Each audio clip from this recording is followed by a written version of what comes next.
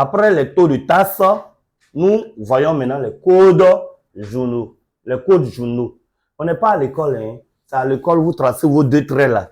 Et puis, le monsieur se met à passer les écritures. Ici, on a vu un point clé dans les 10 points clés pour être un bon assistant, bien un bon comptable. On a vu les 10 points clés. Retournez sur nos anciennes vidéos. Les 10 points clés là, on a dit quoi? Le troisième point clé, c'est le classement des documents comptables. Vous devez ranger les documents. OK? Si vous avez des factures d'achat, vous devez mettre achat à part, vente à part. Ici, là, on ne passe pas les écritures n'importe comment. Ça peut aller. Si vous avez écriture d'achat, une facture d'achat, vous prenez le journal achat. Si vous avez une facture de vente, vous prenez le journal de vente. Si vous avez une facture de règlement, vous prenez aussi règlement. C'est bon? OK. Donc, on va créer les différents éléments qu'on utilise. Pour ça, nous allons dans le menu structure. Où est structure? Vous cliquez sur structure et vous choisissez code journaux. Structure, code journaux. C'est bon? Voilà. Le code journaux. Vous voyez que c'est vide, non? Parce que nous avons décidé depuis la création du fichier que le fichier sera paramétré manuellement. Donc, c'est manuellement que nous faisons comme ça. OK. Donc, les codes journaux, vous faites nouveau ou bien, je vais annuler, nouveau, le bouton plus ou bien clic droit. Ça peut aller. Excusez. Quand il fait nouveau, vous êtes ici, par défaut, le type c'est achat. OK. Achat, je mets le code, c'est ACH, intitulé achat. Ça peut aller. Voilà, je vais prendre tout mon temps. Ça peut aller. Achat, voilà, on est sur achat. Je mets ACH, le code intitulé achat. C'est bon?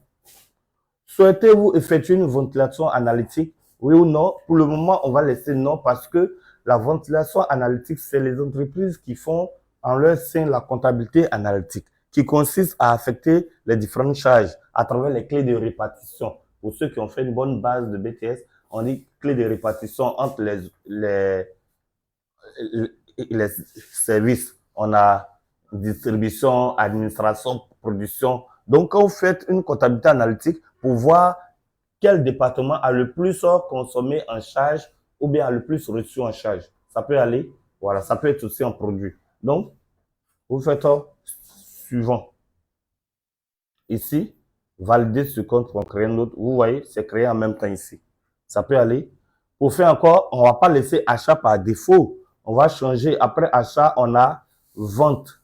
Donc, je mets ici vente, VTE, tabuler, vente. Et puis, on fait la même chose. Suivant, valider, quitter. Après, je vais prendre général.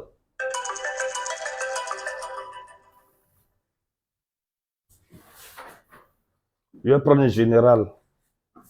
Dans général, je vais mettre OD pour les opérations diverses. C'est bon? Je fais suivant. OK. Donc, c'est fini. Mais n'oublions pas, il y a la trésorerie, dont les règlements. Je viens dans achat, je choisis trésorerie. Dans la trésorerie, on peut mettre d'abord la caisse, CAI. Voilà. Et vous écrivez caisse. Mais ici, il y a une particularité pour la trésorerie. Arrivé à ce niveau-là, faites attention. D'abord, le numéro de compte de la trésorerie, 571. C'est ça? La caisse 571. Nous sommes en Côte d'Ivoire. Et puis, ici, vous choisissez en contrepartie des règlements. Et là, sur le compte de trésorerie, c'est les deux éléments-là que vous ne devez pas négliger. OK? Si vous avez négligé cela, vous risquez de faire une mauvaise comptabilité au niveau de la trésorerie. Donc, vous choisissez en contrepartie des règlements et puis sur le compte de trésorerie. C'est bon? Ça peut aller? Je fais suivant. On vous dit ce compte parce que c'est pas à leur niveau. Ça, c'est en Côte d'Ivoire. Donc, vous validez par oui. Suivant, vous voyez, il est créé, non? Le dernier code, c'est toujours trésorerie, BQ, banque. Si vous avez plusieurs banques, vous pouvez mettre BQ1, BQ2, BQ3. Ça dépend de vous. OK? Voilà. Suivant, ici, la banque, c'est 521. Je rappelle que nous sommes en Côte d'Ivoire. En contrepartie des règlements sur le compte de trésorerie. Donc, pour les trésoreries, c'est ce qu'il faut faire. Pour ce qui concerne la trésorerie, c'est ce qu'il faut faire. C'est bon? Voilà. Cette partie-là, vous devez bien voir cela pour mieux faire votre paramétrage. Ça peut aller? Je fais suivant. Voilà. C'est validé. Voici la banque qui est venue.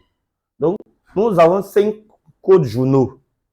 Si vous avez une facture d'achat, vous prenez le journal achat.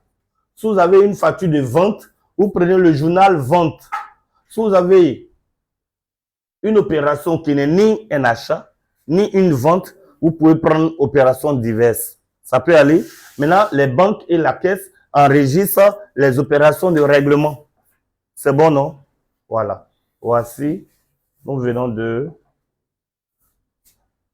terminer cette partie.